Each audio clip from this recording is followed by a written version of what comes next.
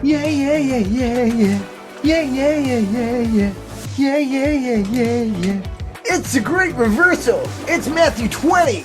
Somebody stop me. We jump right in verse 1. Jesus says, God's kingdom is like an estate manager who went out early in the morning to hire workers for his vineyard. They all agreed on a wage, $1 a day, and went to work. Later, about 9 o'clock, the manager saw some other men hanging around the town square unemployed.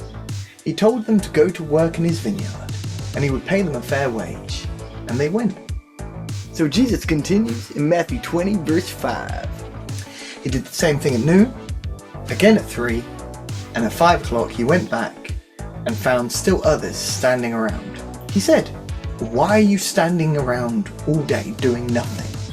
They said, "Because no one has hired us." He told them to go to work in his vineyard.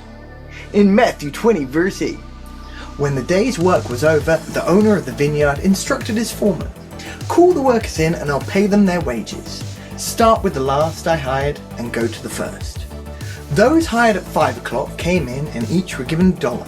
When those who were hired first saw that, they assumed they would get far more. But they got the same. Each one of them $1.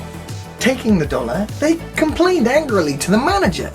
"These last workers only put in 1 easy hour, and you just made them equal to us, who slaved away all day under this scorching sun." How is Jesus going to paint a story of fairness in Matthew 20, verse 13?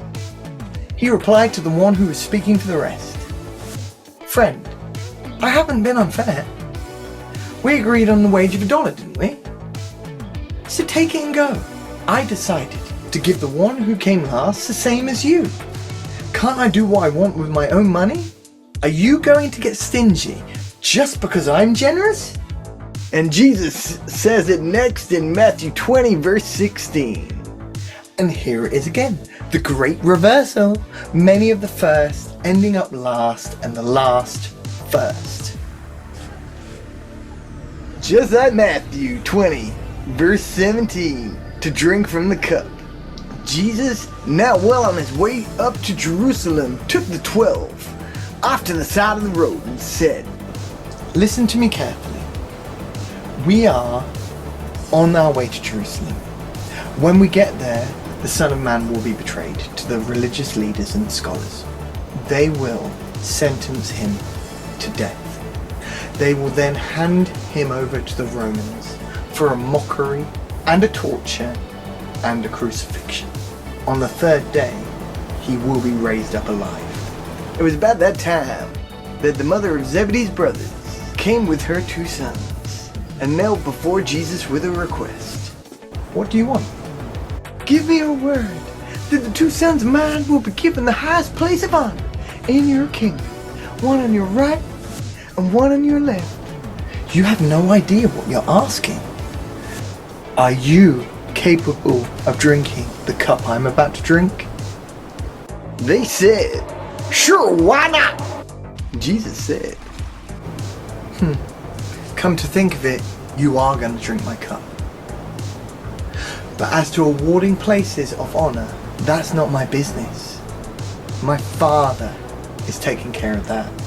When the 10 others heard about this, they lost their tempers, thoroughly disgusted with their 2 brothers. So Jesus got them together to settle things, and he said, "You've observed how godless rulers throw their weight around, how quickly a little power goes to their head. But it's not going to be that way with you. Whoever wants to be great must become a servant. Whoever wants to be first among you must be your servant. This is what the Son of Man has done. He came to serve, not to be served, and then to give away his life in exchange for many who are held hostage." As they were leaving Jericho, a huge crowd followed. Suddenly, they came upon 2 blind men sitting alongside the road. When they heard it was Jesus passing, they cried out, "Master, have mercy, Son of David!" The crowd tried to hush him up, quiet down, but they got all the louder crying, "Master, Master, Son of David! Jesus stopped and called over. What do you want from me? Master, we want our eyes open. We want to see. Deeply moved, Jesus touched their eyes. They had their sight back, that very instant, and joined the procession. As I said previously, Matthew chapter 20 is the great reversal. Jesus flips that script. This isn't about gaining, but it's about giving. Jesus illustrates here the values of God's kingdom. Greatness is defined by service, and faith, the result of miracles. He shows us his humility. Despite his divine status, he chose to serve us and ultimately sacrifice himself. So we need to approach every situation humbly, serve others, and have unwavering faith, and keep up the positive.